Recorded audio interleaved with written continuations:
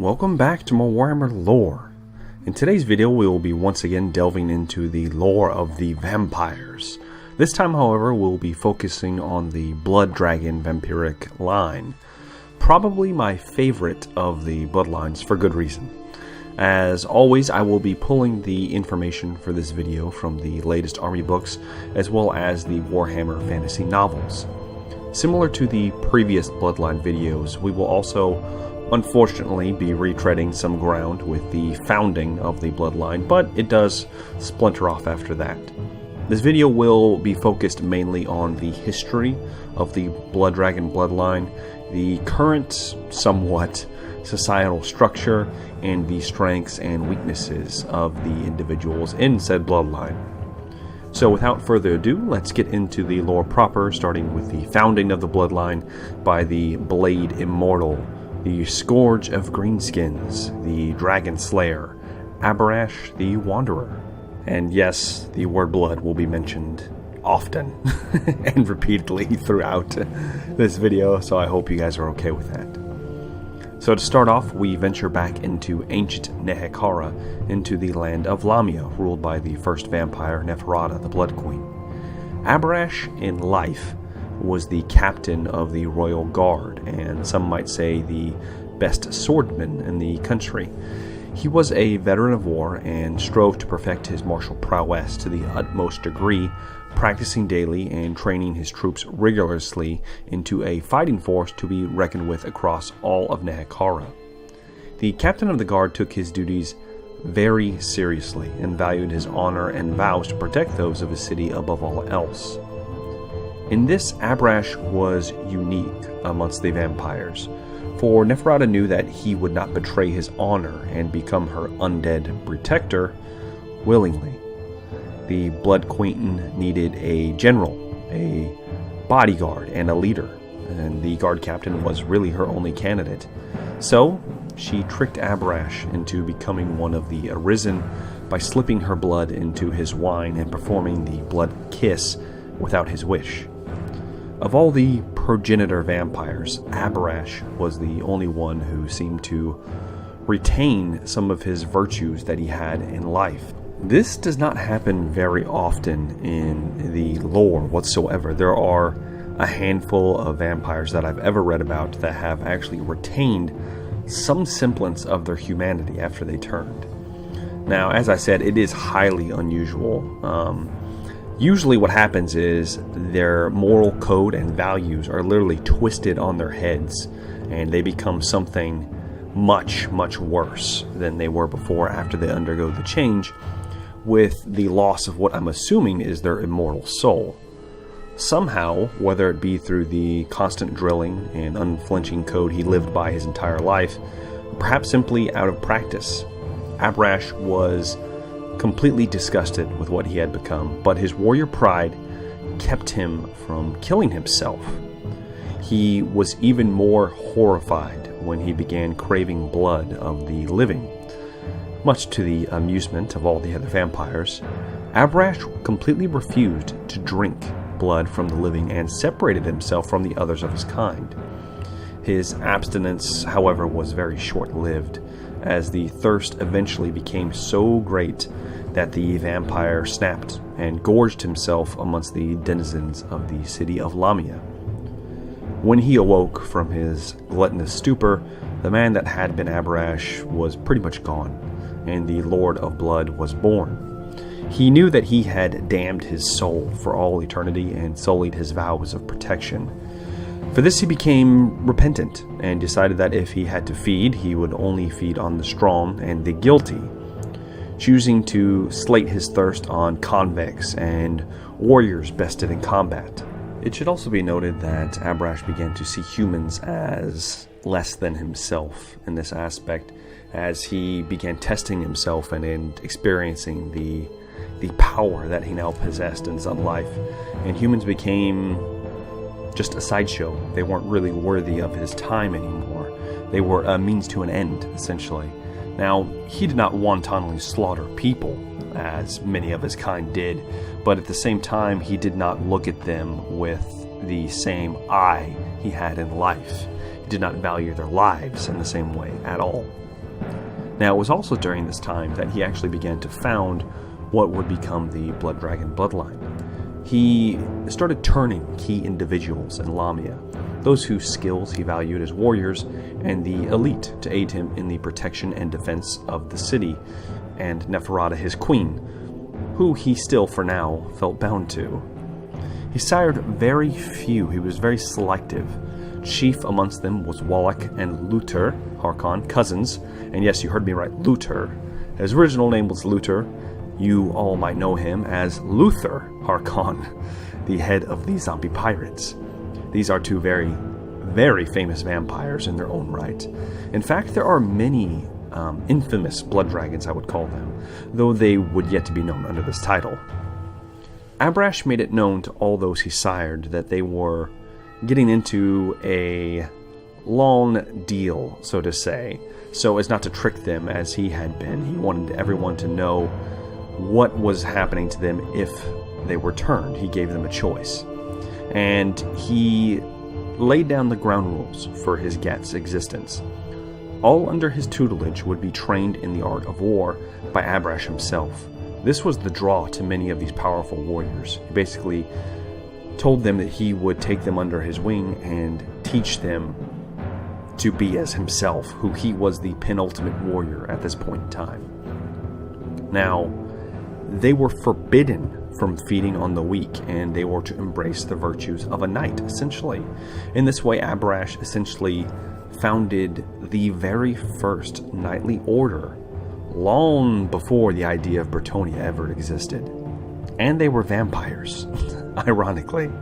From here, Abhorash took a much different path from his queen. The vampiric knight was full of self-loathing and self-hate, and though he was able to hone and master his martial skills far beyond what he would have been capable of as a human, he still felt the need to atone for his sins, and thus he left and took his chosen with him. He left the city in search of answers to the thirst and to seek out worthy opponents to test his new skills.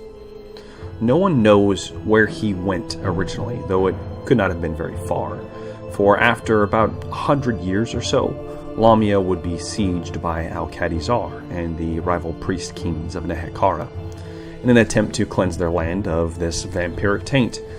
While Abhorash's ideals would in a strange way actually more line up with Al-Khadizar's, he still felt bound to his oath to protect the Queen of Lamia.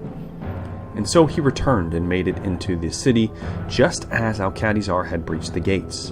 Neferata was wounded and the sun was beginning to rise. The vampires were preparing themselves for complete extermination as they retreated into the palace through the Blood Temple. It was here that Abhorash made his presence known, by standing in front of the main doors on the steps and blocking the only entrance into the temple with his dual swords. There he held the entire army of Al-Khadizar at bay until dawn, in a feat of swordsmanship and martial prowess not ever seen in the Warhammer world. He repelled waves of infantry, bowmen, and even the more elite warriors of Al-Khadizar that he had at his disposal single-handedly. The bloody toll he reaped that day was so great that the steps of the temple were bathed in a river of blood, and Al-Khadizar ordered his men to retreat and siege the temple from afar to avoid any more fatalities. In this, Abhorash brought enough time for his queen and the remaining vampires to escape through hidden passages to the docks and then out to sea, where they would later end up under Nagash's will, and then eventually on their own, picking up the pieces of the broken empire and the rise of the Tomb Kings. Now, unfortunately, Abhorash's story from here is rather vague, and there is no definitive timeline for events that happened. This is mostly due to the fact that he was going to get his own unique Warhammer Fantasy book in the Blood of Nagash trilogy. Unfortunately, his book was cancelled due to the coming of the end times. I even have a copy of Master of Death, the book that follows Resorin of the Necrox, that has a coming soon section with the Blood Dragon book in the spine. So, unfortunately, that happened, and so the trilogy became a duo, I guess you would call it, just 2 books instead of the 3 books. And so there's tons of information that we did not get, unfortunately, and I will do my best to work with what I have to get you the rest of the story. So, getting back to Abhorash. After the fall of Lamia, the Bloodlord and his disciples began traveling the Warhammer world rather aimlessly. He did not join Nagash and instead chose to exile himself and saw his oath to Neferata upheld, as she no longer was the Queen of Lamia. Abhorash then began wandering the lands of Nehekara and eventually found his way to Araby, where he was training Kontoi, or elite heavy knights, in the way of war for a local warlord. This is shortly after the birth of the Tomb Kings, and he had a run-in with the former Queen of Lamia, who was fleeing Nehekara after a stint in Cathay, and just so happened to have the misfortune of running into her former guard captain on the battlefield, whom speared her heart with his lance. He could have easily killed the defenseless corpse that was Neferata at this point, but he still felt a kind of misguided loyalty to her. She had in fact stripped his humanity from him, but at the same time, she gave him the gift of immortality. And instead, he left her in the keeping of a rather dubious Kontoi who would later be known as Khalid al-Mustafar, a rather pivotal Lamian character in the lore. If you want to know more about him, you should definitely see my Lamian Bloodline video. Now, Abhorash then set out to find more battles, always needing to test his skills and often recruit those worthy into his growing order of Blood Dragon Knights. And this is when Abhorash pretty much falls off the face of the earth. We don't see him for a while until the founding of Morcaine, or the fragment of Nagash and the Crown of Sorcery that calls to all the remaining vampires, draws even Abhorash to this civilization run by Ushoran of the Strigoi bloodline. It was here that Abhorash once again found a home, and he willingly served Ushoran, for the Strigoi had little hope of forcing the Blood Dragon to serve if he even wanted to. The appeal of Morcaine to Abhorash was that it was a civilization set up much in the way of ancient Lamia, though the undead did not hide themselves, and in fact ruled over the living, shepherding them and only feeding on criminals or those that wished to be fed on. At least that is what it was like on the surface, though this did greatly appeal to Abhorash, and he chose to swear fealty to Morcaine, and therefore Ushoran, and protect the kingdom of Strigos. He became their chief general and often led campaigns to cull civil unrest and to drive out foreign threats. Chief among these, the nearby Greenskin tribes, which grew to fear him and earned him the title of Scourge of Greenskin. However, the Great One could not be everywhere at once, a tactic that was often employed to draw Abhorash away from key battles so that the other bloodlines could attempt a coup and overthrow Ushoran. Well, Nagash at this point. It was during one of these titanic battles that we see the awesome presence of Abhorash, once again as he takes on a zombie dragon in single combat, raised by Ushoran in his assault on Morcaine. Abhorash was in fact scooped up by the dragon and flown high into the air, where the knight managed to not only free himself from its jaws without taking any fatal damage, and killed the great beast and rode its corpse back to the ground, impacting before Ushoran as he attempted to mount his final desperate assault on the capital.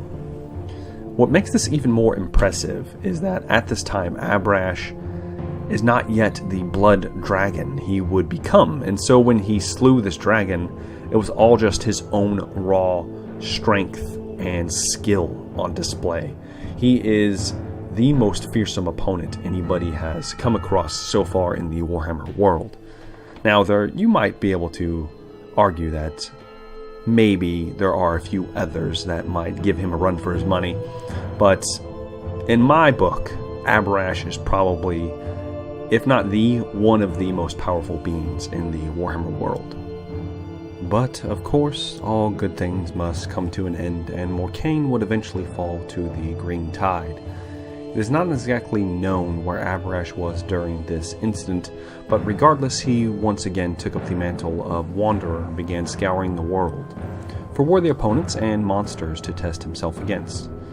Now, Abhorash does appear all over the Warhammer world after this, ranging from Araby to Bretonnia.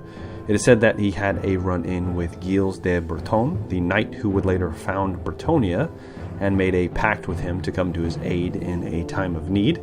This, of course, wouldn't happen until the end times. And he also had a run-in with the man that would become the Red Duke, and in fact created the Red Duke. Now that I'm thinking about it, he does actually appear fairly often in Bretonian storylines, and usually not as a bad guy, more of a wayward knight as it was. Regardless, at some point, I am assuming after all of his minor appearances, Abhorash made his way into the World's Edge Mountains, where he took shelter in a cave. This cave just so happened to be dwelling of a dragon, and upon its discovery, the Blade Immortal challenged it to single combat, as it was, in fact, the greatest foe he had ever faced.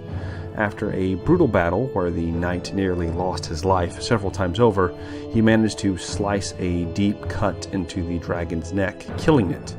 He then drank the blood flowing from the wound, and in fact drained the dragon completely dry. It was after this that Abhorash found that he no longer had the need to drink the blood of men. After all these centuries of a damned existence, Abhorash was free of his curse. It was then that the now Blood Dragon would send for his disciples and command them to challenge the strong and one day conquer their thirst, just as he had, and then return to him. From there, who knows what would have happened, or whatever plans were made were once again made null and void by the end times. And that about wraps up the history of the Blood Dragon Bloodline. This should not be completely confused with the Blood Knights, because those are slightly different, and I'll get into those in a later video.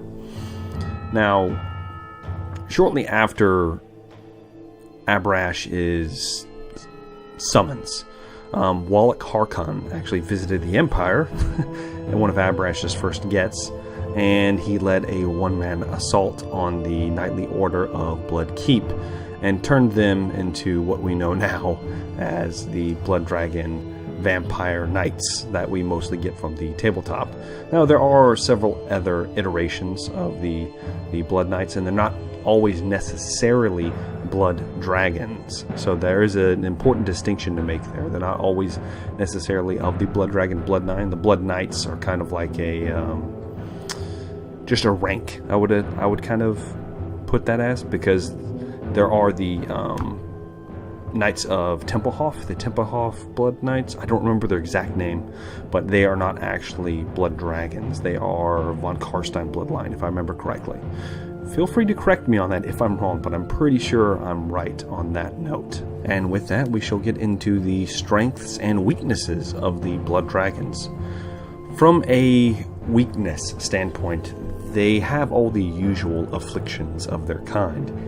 They do not have a reflection, though this is of little hindrance to the blood dragons, unless they are one of the few that are pretending to be a mortal knight and hiding what they actually are. Mostly in the fact that they don't need to see the reflection anyway, and it wouldn't make a difference to them, as they are usually not vain individuals, which is rather surprising for vampire kind, because most vampires, even some of the Strigoi, are very vain and proud of their appearances. So they are slightly different in that aspect. Now, they cannot stand the sun, though they tend to be a little bit more resilient to its rays than many of the other bloodlines, as they are often seen leading cavalry charges even during the day. Now, in this instance, they're in head-to-toe plate armor, and its magical properties probably shield them from the worst the sun has to offer. Of course, all those blood dragons, especially those not pretending to be mortal, do instead try to avoid the sun. They prefer to attack at night, where they are at their strongest, and make an effort to avoid the sun, more out of inconvenience than out of fear of death. For many of them cannot actually stand the sun's rays, as is seen with several of the older vampires of the other bloodlines. But it seems to be a thing that many of the younger blood dragons are able to conquer early, as it is more of a will. It's more of a desire to be able to walk amongst the sun, that you can conquer it in the same way that people can believe that something's going to happen and it happens. And this makes more sense because this actually plays towards one of their strengths, as the blood dragons have ironclad discipline and will. That's one of their biggest strengths. But we should dial it back because we're still doing the weaknesses. So one unique weakness of the blood dragons is that they are not gifted in the art of diplomacy. I know that seems rather dubious, but unlike many of their kind, blood dragons do not dominate humans with any kind of vampiric gifts, those natural gifts that most vampires have. This could be out of lack of ability, or more than likely it goes against their code of ethics, a very warped and, bloody code of ethics, but a code nonetheless. All mortals that do follow blood dragons into battle are usually kept in check the same way any mortal army is run, through either fear or promise of glory. Another weakness, well, I'm not sure I would call it that, is that the blood dragons do not appear to be able to shift forms into different skins the way many of the other bloodlines do. As in, for instance, the von Karsteins shift into wolves, the Lamians can shift into cats, that kind of thing. They don't appear to be able to do that. Now, this could, once again, be out of lack of ability, or it could just be principle, as they are more inclined to engage in one-on-one duels and believe in a fair fight.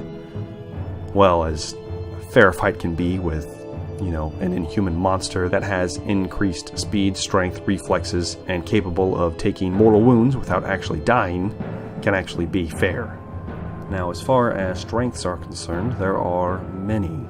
The blood dragons are amongst the strongest and most well-disciplined of all the bloodlines, though the Strigoi have them outmatched in raw strength, but they have them beat when it comes to combat prowess. Every single blood dragon is an expert in single combat, and are also often experts in mounted combat. In fact, they are proficient with a multitude of weapons and fighting styles. They could rival any other warrior in the Warhammer world. And unlike most vampires, blood dragons are known to be disciplined and methodical in combat, not easily goaded into a bloodlust that would dull their senses. Though that is not to say that they are immune to bloodlust, because they are vampires after all, and occasionally they will lose themselves in a bloody orgy. Now, blood dragons, especially the older and more experienced, are also experts when it comes to the art of war, when deploying troops and raising armies. It's just basically, it's an innate gift almost. They have a knack for battle in all of its aspects, not just the actual fighting, but the planning and preparation and execution of battles. Speaking of which, blood dragons are actually capable of using magic, at least necromancy, to raise undead armies, because they do tend to do that. Though they do shy away from any other form of magic, as seems to be that they value engaging their opponents in fair fights once again, and will often even pull back troops to engage a powerful opponent in single combat when they easily could have overrun them with hordes of zombies and skeletons. In this way, that could also be a detractor, that could be a weakness for them, is that they have more pride than probably any of the bloodlines, which is saying something, because the von Karsteins are very, very proud indeed. The blood dragons can be manipulated almost using their chivalric code to engage in one-on-one duels, and that is a good way to actually destroy an army led by a blood dragon vampire. That's not going to do you any good against a full cavalry regiment of them, but a single lord, if you could engage him one-on-one, goad him into fighting you, and then, fool him with trickery and murder him in some other way, which would be difficult in and of itself, because like I said, they are amongst some of the strongest and most powerful of their kind. And unfortunately, guys, that is probably going to be the end of this lore video on the Blood Dragon Bloodline. Unfortunately, there is just not enough information They don't make that many appearances in the Warhammer Fantasy novels outside of the end times, and other than the book on the Red Duke, there is nothing else to go on when it comes to the Blood Dragons, because of course, as I spoke earlier, the book that we were going to get never came out. So they are by far my favorite of the vampiric bloodlines, as they are the most relatable in a way. They don't necessarily like humans, and in fact they mostly see them as practice dummies to hone their skills, but they still retain those knightly virtues of only challenging the strong, and are even known to spare their enemies if they believe they might return to give them a better challenge. For this reason, and of course Abhorash being a ridiculously powerful warrior, I hope you can see why I enjoy them so much, as they actually break the trope, the vampiric trope from many other mediums of the, the deceptive, manipulative, evil vampire lord. They are more relatable, they're more human in a way, but not. They're unique. That's one of the many reasons why I enjoy the Warhammer Fantasy universe. Now, if you would do me a favor and both like this video and subscribe to the channel, it would really help me out and the channel grow, and then you could become a member of the Cult of Thick. I know it will be one of your dreams fulfilled. And hey, if you're already a subscriber, then thank you very much for watching, guys, and thank you for sticking with me as long as many of you guys have, and bearing with the delays on some of the videos. I do apologize for that. I am but one man with many, many obligations. I hope you learned something new today, and if you have any questions on the Blood Dragons, or perhaps maybe got something wrong, maybe I missed something, feel free to leave it down in the comment section, and I will do my best to either include it in a future video or answer it to the best of my abilities in the comments. As always, guys, I have been Jumbo Thick. Thank you very much for watching, and I look forward to seeing you all very soon. Have a good day.